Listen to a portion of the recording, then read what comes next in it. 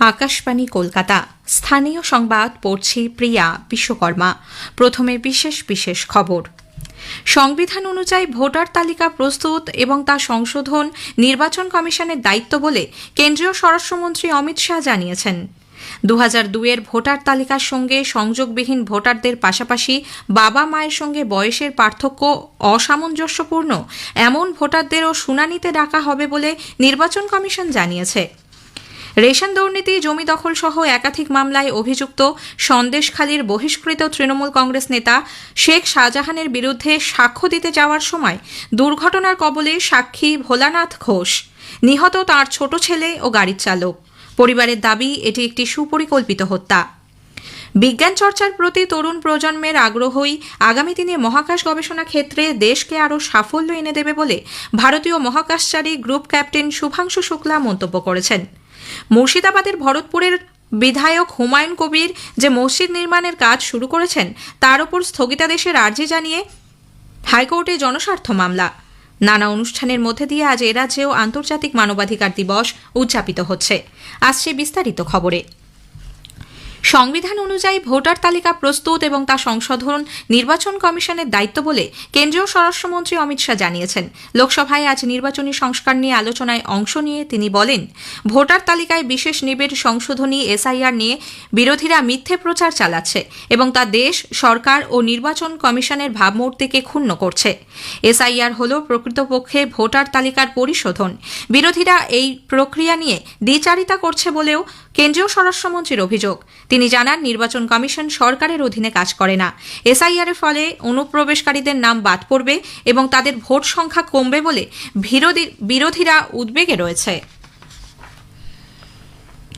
2002-এর voter তালিকার সঙ্গে কোনো সংযোগ পাওয়া যায়নি এমন ভোটারদের পাশাপাশি যেসব ভোটারদের বাবা মায়ের বয়সের পার্থক্য 15 বছর বা তার বেশি, তাদেরকেও শুনানির জন্য ডাকা হবে বলে নির্বাচন কমিশন সিদ্ধান্ত নিয়েছে। 16ই ডিসেম্বর থেকে ভোটার তালিকায় বিশেষ নিবিড় সংশোধনী এসআইআর এর দ্বিতীয় পর্ব শুরু হচ্ছে। ওই সময় এনিউমারেশন ফর্মে অসঙ্গতি রয়েছে এমন ভোটারদের শুনানির জন্য ডাকা হবে। এদিকে সর্বশেষ পাওয়া খবরে রাজ্যে 57,52,207 জন ভোটারের এনিউমারেশন ফর্ম আনকালেক্টেবল বা সংগ্রহযোগ্য নয় বলে বিবেচিত হয়েছে। এর মধ্যে মৃত ভোটারের সংখ্যা 24 লক্ষের বেশি। রাজ্যে আগামী বিধানসভা নির্বাচনে ব্যয় সংক্রান্ত বিষয়গুলির ওপর নজরদারি চালাতে রাজ্যের মুখ্য নির্বাচনী আধিকারিক মনোজ কুমার আগরওয়াল আগামীকাল সংশ্লিষ্ট এজেন্সিগুলির সঙ্গে বৈঠকে বসছেন।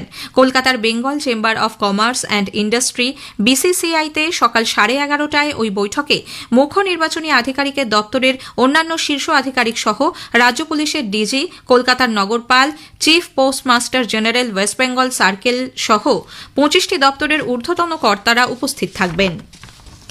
উত্তর 24 পরগনার অশোকনগরের কল্যাণগড় পৌরসভার 8 নম্বর ওয়ার্ডে খসড়া ভোটার তালিকা থেকে নাম বাদ যাবার আশঙ্কায় নির্বাচন কমিশনের 2 আধিকারিককে ঘেরাও করে আজ বিক্ষোভ দেখান স্থানীয়রা। তাদের অভিযোগ, চক্রান্ত করে 365 জনের নাম বাদ দেওয়ার চেষ্টা চলছে। আজ স্থানীয় কালীতলা বাণী মন্দির হাই স্কুলে মক হিয়ারিং এর কাজে নির্বাচন কমিশনের 2 আধিকারিক পৌঁছলে তাদের ঘিরে ধরে বিক্ষোভ দেখানো হয়। ঘণ্টাখানেক পর বিডিওর আশ্বাসে পরিস্থিতি স্বাভাবিক হয়। রাজ্যে ভোটার তালিকায় বিশেষ নিবিড় সংশোধনীর কাজে যুক্ত বিএলওরা তাদের অভিজ্ঞতার কথা ভাগ করে নিয়েছেন আকাশবাণী সংবাদের সঙ্গে। বাঁকুড়া থেকে আমাদের জেলা সংবাদদাতার একটি প্রতিবেদন। অনেকগুলি শেড আরো বেশি এখন দেখা যাচ্ছে। সেকেন্ড কথা হলো, এটা নিয়ে কিন্তু একটা ভালো মার্কেট আছে বলতে কিরকম ন্যাচারাল কালারের মধ্যে ভালো একটা বিদেশের বাজারে চাহিদা আছে। যারা করতে চায় বা করছে মানতে চায়নি, বরং পরিকল্পনা মাফিক হামলা বলে দাবি করেছে। ভোলানাথ বাবুর স্ত্রী পুষ্পরানী ঘোষ জানিয়েছেন, বহুদিন ধরেই তার স্বামীকে এই মামলা থেকে সরে দাঁড়ানোর জন্য হুমকি দেওয়া হচ্ছিল। এখনো পর্যন্ত আমার স্বামীর পিছনে শত্রু, ওরা সব সময় লেগে আছে। সব সময় ক্ষতি করার জন্য, মেরে দেওয়ার জন্য ওরা উঠে পড়ে লেগে। ভোলানাথ ঘোষের কন্যা সোনালী ঘোষ এই ঘটনায় দোষীদের শাস্তির দাবি জানিয়েছেন। বসিরহাট কোর্টে যাচ্ছিল, ইচ্ছা করেই মেরে দিয়েছে। শাহজাহান শেখ জেলে বসে পরিকল্পনা করছে, এর কি কোনোদিন বিচার হবে না? সারা জীবন নির্ভয় মায়ের কোলে হয়তো খালি হবে। বিচার চাই, আর কিচ্ছু চাই না কোর্টে। কেন্দ্রীয় প্রতিমন্ত্রী সুকান্ত মজুমদার এই ঘটনায় পুলিশ এবং শাসক দলের ভূমিকা নিয়ে তদন্তের দাবি জানিয়েছেন। এক ভিডিও বার্তায় তিনি বলেন, এ ব্যাপারে তারা আদালতের দ্বারস্থ হবেন। দেখুন, এই তো যা ঘটনা দেখতে পাচ্ছি, মমতা বন্দ্যোপাধ্যায়ের দৌলতে তো হিন্দি সিনেমাকেও হার মানাবে।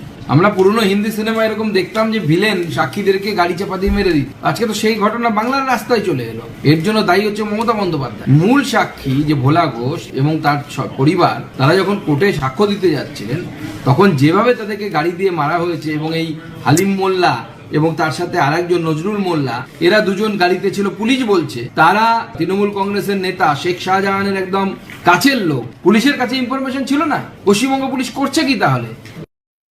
স্থানীয় সংবাদ শুনছেন আকাশবাণী কলকাতা কেন্দ্র থেকে। বিজ্ঞান চর্চার প্রতি তরুণ প্রজন্মের আগ্রহই আগামী দিনে মহাকাশ গবেষণা ক্ষেত্রে দেশকে আরও সাফল্য এনে দেবে বলে ভারতীয় মহাকাশচারী গ্রুপ ক্যাপ্টেন শুভাংশু শুক্লা মন্তব্য করেছেন।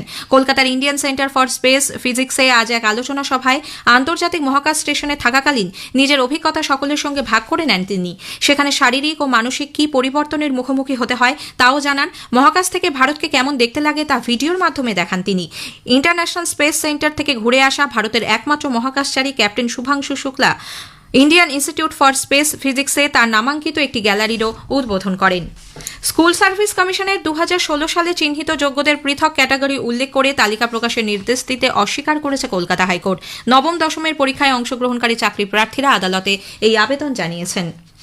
মুর্শিদাবাদের ভরতপুরের বিধায়ক হুমায়ুন কবির যে মসজিদ নির্মাণের কাজ শুরু করেছেন তা অবিলম্বে বন্ধ করার নির্দেশ দিতে কলকাতা হাইকোর্টে জনস্বার্থ মামলা দায়ের হয়েছে। মামলাকারীর বক্তব্য, মসজিদের নামটির সঙ্গে অযোধ্যার বাবরি মসজিদ রাম জন্মভূমি বিতর্ক জড়িত। এই নির্মাণ হলে সাম্প্রদায়িক সম্প্রীতি নষ্ট হতে পারে। একই সঙ্গে জেলা প্রশাসনের অনুমতি না নিয়ে এই নির্মাণ হচ্ছে বলেও দাবি করেন তিনি। ভারপ্রাপ্ত প্রধান বিচারপতি সুজয় পালের বেঞ্চে আগামী সপ্তাহে এর শুনানি হতে পারে।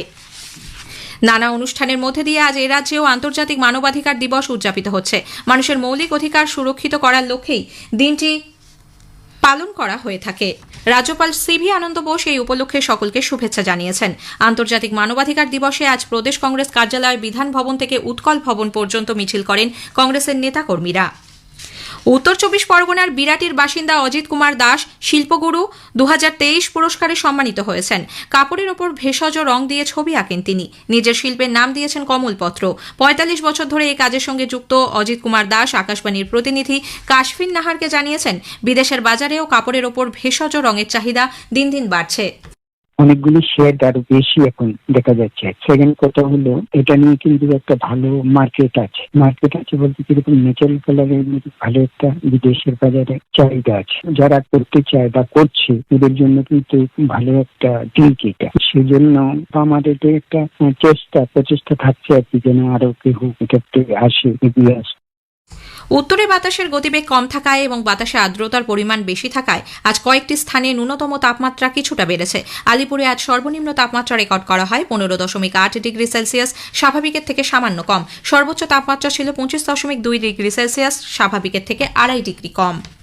শেষ করার আগে স্থানীয় সংবাদের বিশেষ কিছু অংশ আরও একবার। সংবিধান অনুযায়ী ভোটার তালিকা প্রস্তুত এবং তা সংশোধন নির্বাচন কমিশনের দায়িত্ব বলে কেন্দ্রীয় স্বরাষ্ট্রমন্ত্রী অমিত শাহ জানিয়েছেন। 2002 ভোটার তালিকার সঙ্গে সংযোগবিহীন ভোটারদের পাশাপাশি বাবা মায়ের সঙ্গে বয়সের পার্থক্য অসামঞ্জস্যপূর্ণ এমন ভোটারদেরও শুনানিতে ডাকা হবে বলে নির্বাচন কমিশন জানিয়েছে। স্থানীয় সংবাদ শেষ হলো। এরপর খেলার খবর 8:10 মিনিটে।